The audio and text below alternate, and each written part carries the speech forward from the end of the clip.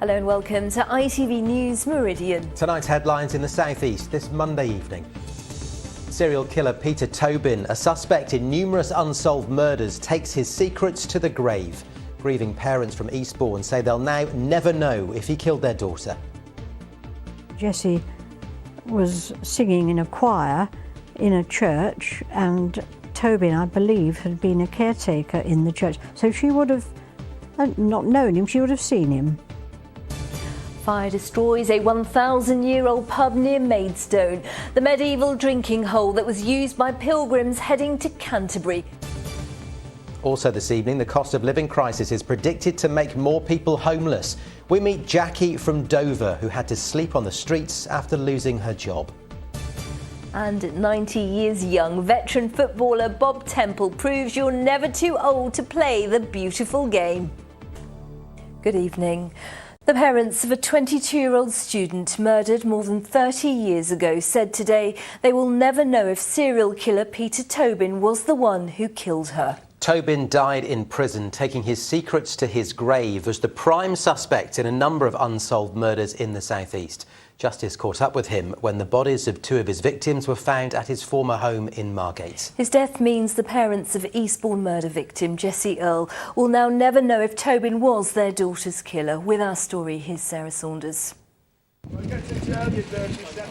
Serial killer Peter Tobin has died, taking with him the secret of other crimes he's believed to have committed. Some investigators think he is responsible for the disappearance and death of Eastbourne art student Jessie Earle. Tobin was living in the area at the time she went missing from her home in 1980. Her unclothed remains were found in scrub near Beachy Head 9 years later. Now in their 90s, her parents have been waiting 42 years to find out what happened to their daughter. Yes. Jessie was singing in a choir in a church, and Tobin, I believe, had been a caretaker in the church. So she would have not known him, she would have seen him, which means she probably would have talked to him if she'd met him out. So, you know, there's things like that which I think it's likely. Except where he'd been charged and found guilty of murder, he would not refer to any of the cases and say, I did that. I'm sure he was involved in other cases. Absolutely certain of it. When he died this weekend, Tobin was serving 3 life sentences for the murders of student Dinah McNichol and 15-year-old schoolgirl Vicky Hamilton. Their bodies were discovered buried in the back garden of Tobin's former home in Margate, 17 years after they disappeared. The search was triggered by the discovery of another of his victims, Polish student Angelika Kluk. As I say, I've never met her. Tobin never admitted to any of his crimes. But officers found he had as many as 60 addresses and is thought to have used up to 40 aliases. Former police detective Peter Blexley is one of those convinced that the violent and unrepentant Tobin is likely to have killed many more. Tobin was the very worst of humanity, and he has undoubtedly taken secrets to the grave, which of course leaves a lot of hurt and frustration and enduring pain for the victims' families and friends and all their loved ones. That is what really sets him apart from the human race and makes him such a vile, odious monster. And I'm utterly convinced there will be no tears shed for the loss of Peter Tobin. Sussex police say Jessie Earle's case remains open and any new lines of inquiry will be fully investigated. Sarah Saunders, ITV News. Oh yes, that's right. 7 people remain in custody after an incident on the A24 in West Sussex where a man was stabbed and 2 others injured. Police were called to the scene in Findon on Saturday evening. A man suffered a stab wound. 2 other men were assaulted. They were taken to hospital. Hundreds of bus drivers in Kent are on strike today and tomorrow in a dispute over pay. Arriva staff are taking industrial action across Northfleet, Gillingham, Maidstone and Tunbridge Wells. The union says the workers deserve a pay increase in line with inflation. The bus company has apologised for the inconvenience. More than 1,000 migrants have crossed the Channel in a single day for the 4th time since August. So far this month, almost 1,700 people have arrived in the UK. The total this year is 35,000 people compared to around 28,000 in 2021. One of Kent's most historic pubs is a ruin this evening after a fire tore through the building. The roof of the Dirty Habit in Hollingbourne near Maidstone is almost completely gone following the fire which broke out last night. The building was evacuated and all customers and staff were accounted for. Tony Green has just sent us this report. Well, there's been an emergency service presence here all day as fire crews remove debris from the damaged building and also alert to the possibility of the fire breaking out again. At its height, there were 12 fire engines here tackling the blaze at one of the oldest pubs in Kent.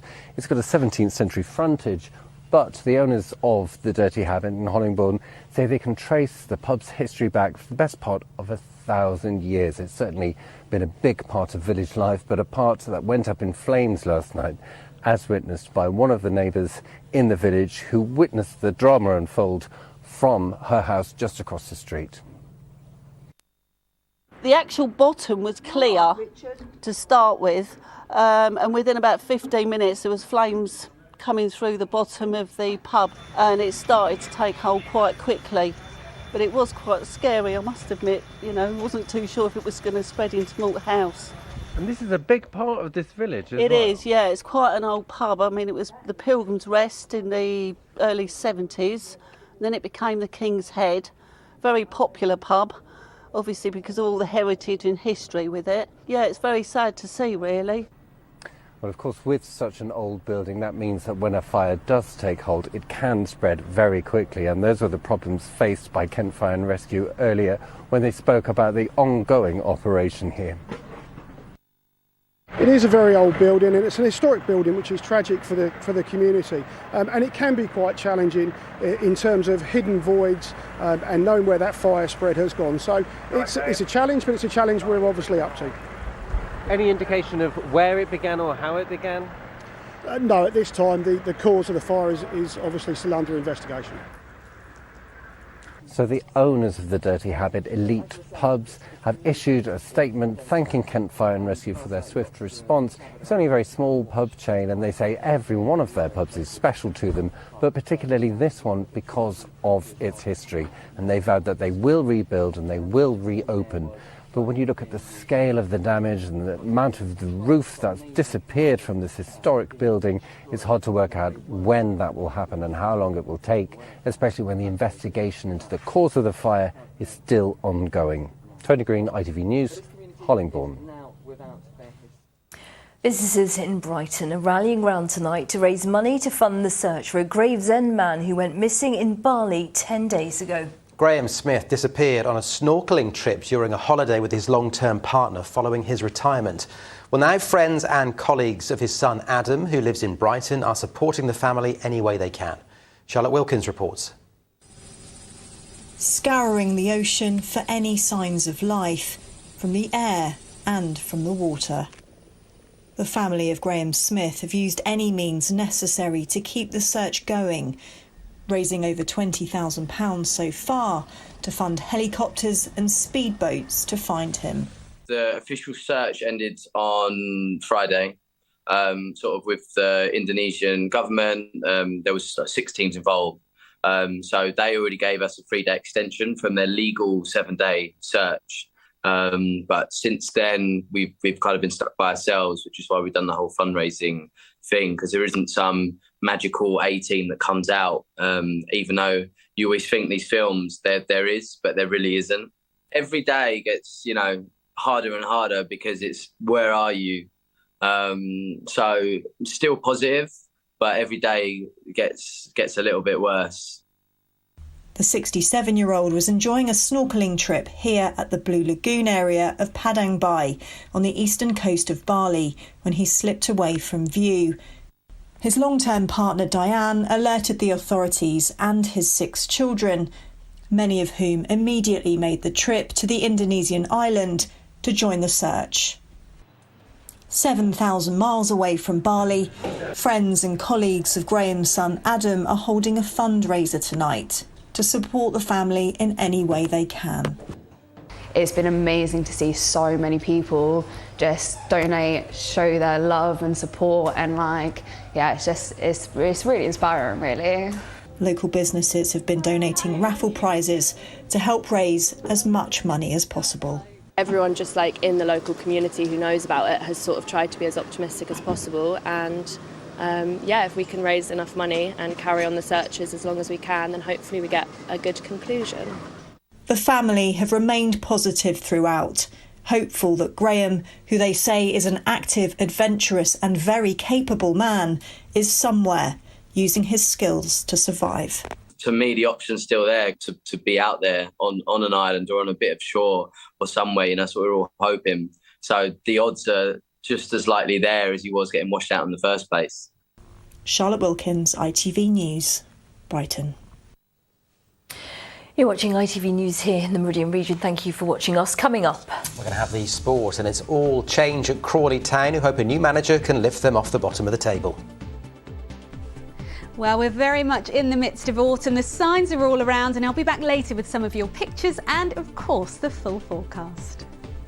And just a reminder, you can find more news from right across the southeast on our website. Please go to itv.com/Meridian. You can call us. The number's on your screen now. It's 0808 1010 095.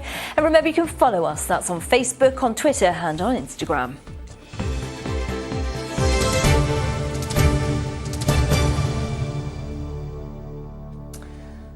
Now, the ITV Evening News, of course, continues after us this evening with details about what's coming up on their programme tonight. Here's Mary Nightingale. Coming up in the programme, on trial, the nurse accused of killing 7 babies and attempting to kill 10 more while working in a neonatal ward in Chester. In court today, Lucy Letby denied all 22 charges against her as the families of her alleged child victims sat and watched. Also tonight, Ukraine's capital is shattered by deadly missile strikes as President Putin seeks revenge for so-called terrorism against Russia. And saved by a star, the local bookshop given a helping hand by a big name in Hollywood. Would you join me for those stories and more at 6:30? Now, tonight is expected to be the coldest of the autumn so far, and for those living on the streets, it makes life even tougher. On what is World Homelessness Day, a woman from Dover who spent 18 months homeless has told ITV News Meridian about her experiences. Jackie Murphy lost her home after losing her job. She was forced to sleep rough because universal credit payments weren't enough to keep a roof over her head. That was until the charity Porchlight stepped in to help. But it warns its services are under extreme pressure as the cost of living means more people may be on the streets. Here's Joe Caution. Jackie didn't drink or take drugs, but spending a year and a half on the streets, isolated from society, she says many people thought she did. She's now rebuilt her life and is living in a place of her own, and wants to tell her story to change the stereotypes surrounding homelessness. I've come millions and millions of miles from being quite traumatised, isolated, not very sociable, to becoming a strong, independent woman who just sees positivity in things. I'm surrounded by really nice, positive people. I can't even begin to understand what it must be like as a lone woman experiencing homelessness. Can you just tell us some of the challenges that come with that and what that was like for you? I personally felt very ashamed and very embarrassed, and sort of like it was my other little secret world that I didn't tell many people about. And really, by doing that, I weren't sort of opening up and probably dealing with it. It's in self-denial, I think, maybe. And I was working at the time, but I didn't tell anyone because you just don't want people judging you, and people do, and people shouldn't, because you're still a person. You're someone's daughter, someone's son. I never stepped in the doorway. Didn't want to put myself, it sounds really bad, but didn't want to put myself in a more vulnerable situation than I was already in, because I think anyone that has to sleep out at night, or, is a rough sleeper, they're so vulnerable. Jackie says these community meetups have been integral to rebuilding her life. It's where people experiencing homelessness can come along and get some financial advice, housing support, or even just a spot of lunch and to socialise while they're getting back on their feet. But with the cost of living putting more pressure on everybody, Porchlight are encouraging anyone who needs some support to come along for a chat. You have to also remember that there's a lot of people who are living in their homes at the moment, but only just. It's a really scary time. Charities are warning that with more families on the brink of losing their homes, coupled with a service that needs time to get people back on their feet, a rise in rough sleepers is inevitable this winter. Helping people recover from that is more than just putting a roof over their head. It's about sort of giving them the emotional support to feel confident, to regain their independence, and part of that is allowing them to come to these community meetups, to meet other people, to start integrating and feeling part of society again. It plays a really big part in their recovery. We're doing what we can to help, but unless the government steps in and does something drastic, we're going to have a big homelessness crisis on our hands. So when there's financial pressures on the groups who are trying to help those most in need, they say it's a recipe for disaster. Joe Caution, ITV News. Well, meanwhile, Worthing Council has pledged £100,000 to help people who are struggling to feed their families. £35,000 will be set aside to support community food groups across the town. The council is also working with volunteer groups, charities and other agencies to help food banks in the area. Staying with the cost of living, and there are warnings that food shopping bills could rise by around £40 a month for the average household next year after the worst drought in 2 decades. Well, farmers have been battling against challenging growing conditions, and while the weather may now be turning colder and wetter, it will do little to mitigate the damage already done. With more, here's Nick Smith. When it comes to fluctuations in our weather, few feel the impact on their livelihoods more than farmers.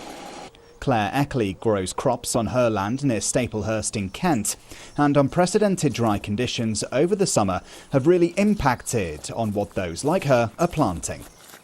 In August, most farmers would have tried to plant oilseed rape as a crop, so they might have actually abandoned that idea because the soil moisture wasn't high enough, so they'll be thinking about alternative crops, and they might not grow oilseeds as an alternative. They might put the crop into cereals now, for instance, so we might see a further strengthening of the price of oils next year. Farmers may find themselves at the sharp end of a changing climate, but extreme weather affecting plants and livestock has a big knock-on effect. This wholesaler of fruit and veg prioritises sourcing local produce, but lower yields from farmers has already meant the owner has had to increase her prices, and she's worried she'll have to do so again.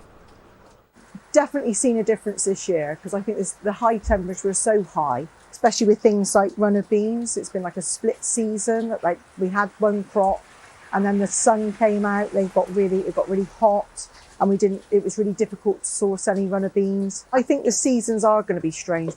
Autumn seems to be a bit earlier. It's difficult to think what we can do really because we can't actually change the weather. And it's not just our home growers.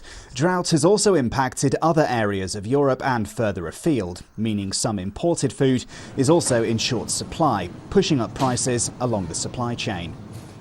Autumn and winter does bring wetter weather, but farmers do still face challenges as we move into the sowing season.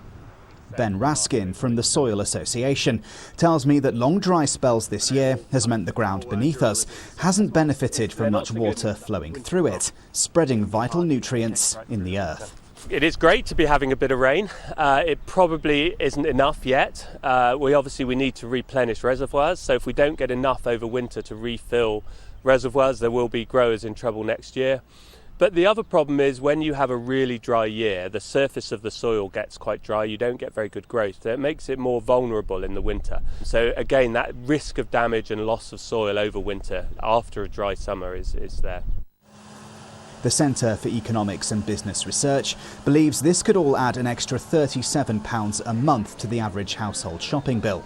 And in a cost of living crisis, for those already struggling to make ends meet, Their intake of fresh produce may soon dry up as well. Nick Smith, ITV News. Now let's turn our attention to sport. Sarah is here in the studio. And Sarah, who would be a football manager? Oh yes, thank you, Matt. It is a bit of a rollercoaster ride, isn't it? And Kevin Betsy is the latest managerial casualty among our teams, sacked from his position at Crawley Town, with the Red Devils sitting at the foot of League Two. This was the result that confirmed the board's decision, a 3-0 defeat at Grimsby, proving to be the 44-year-old's last game in charge. He'd won just one league match from 12. A brief statement from the club thanked the former Arsenal under-23 boss and confirmed news that first-team coach Lewis Young will serve as interim manager. Well, Brighton have already been through the turmoil of changing managers. Graham Potter's departure to Chelsea, seeing Roberto De Zerbi's arrival. But as Andrew Pate explains, his home debut didn't quite go to plan.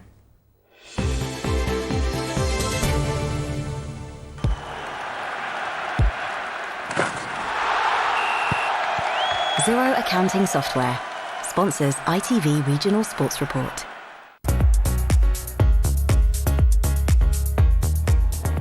Gillingham were ahead for just 7 minutes at Crewe as they were unable to build on a lead given to them by Mikhail Mandron. They now prepare for the return of former boss Steve Evans, who brings his table-topping Stevenage side to Priestfield on Saturday.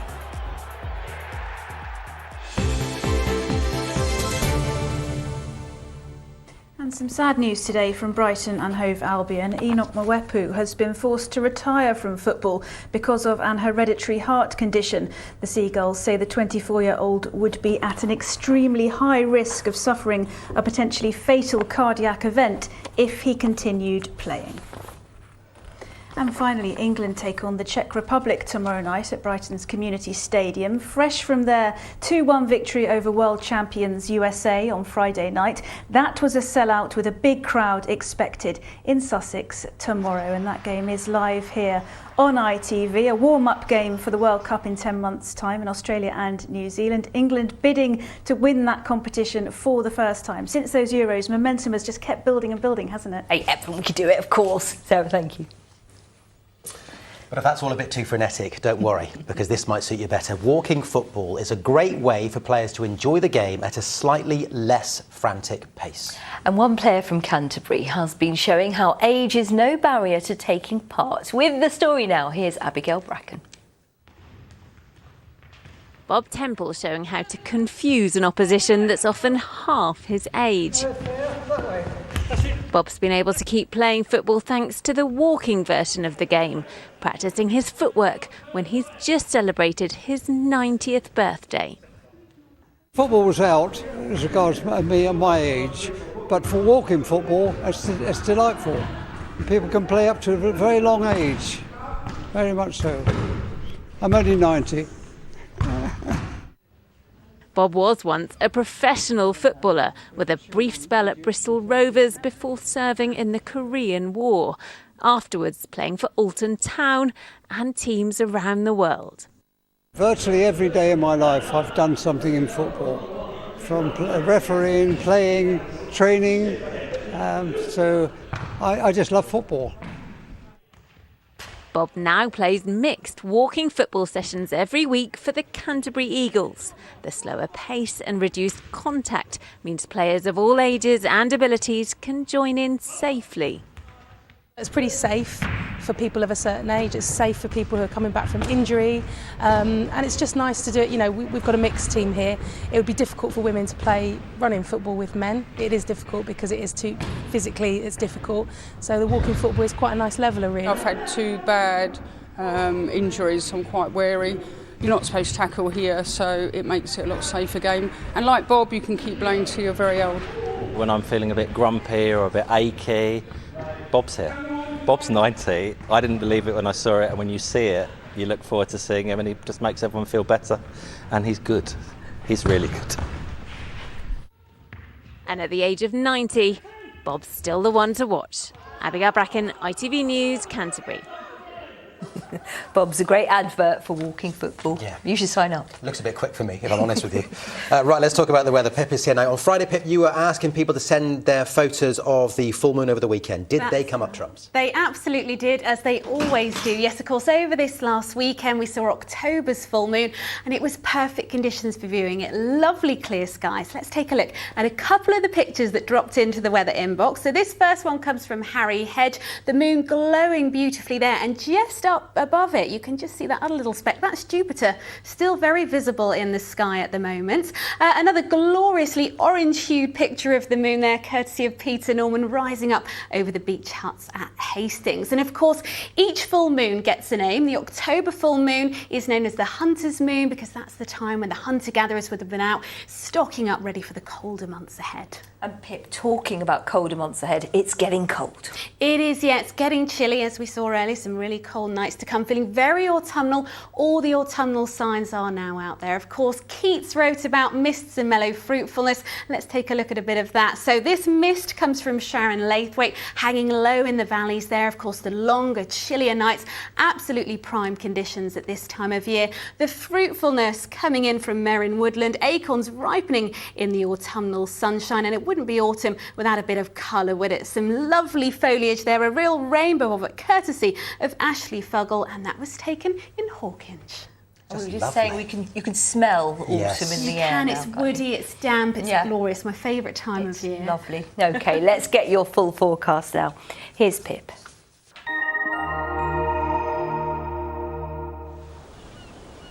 Feels like home, whatever the weather.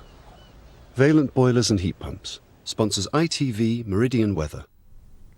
Well, autumn very much upon us now then. Over the next couple of days, lots of dry weather, but on the chilly side, an overnight frost to contend with.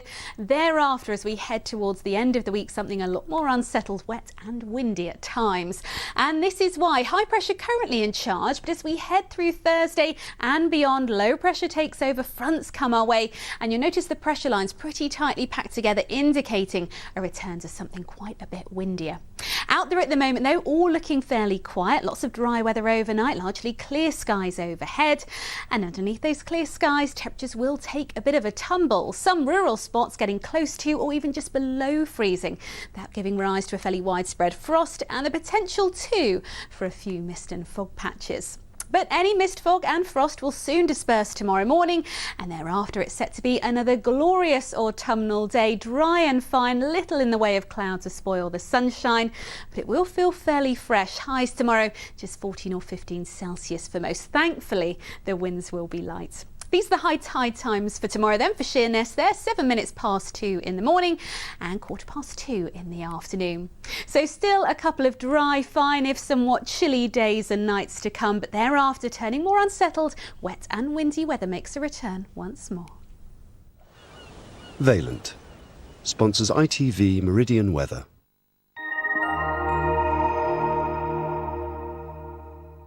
So I was trying to find out what the name is for the smell of autumn, but I can't find it. Because we know that petrichor is the name for when you smell the rain yes, after a while. If you know, get in touch. That's it from us for now. The ITV Evening News is next with Mary Nightingale. Matt will have your late update. We'll all see you here tomorrow. Thanks for watching. Bye-bye. Bye-bye.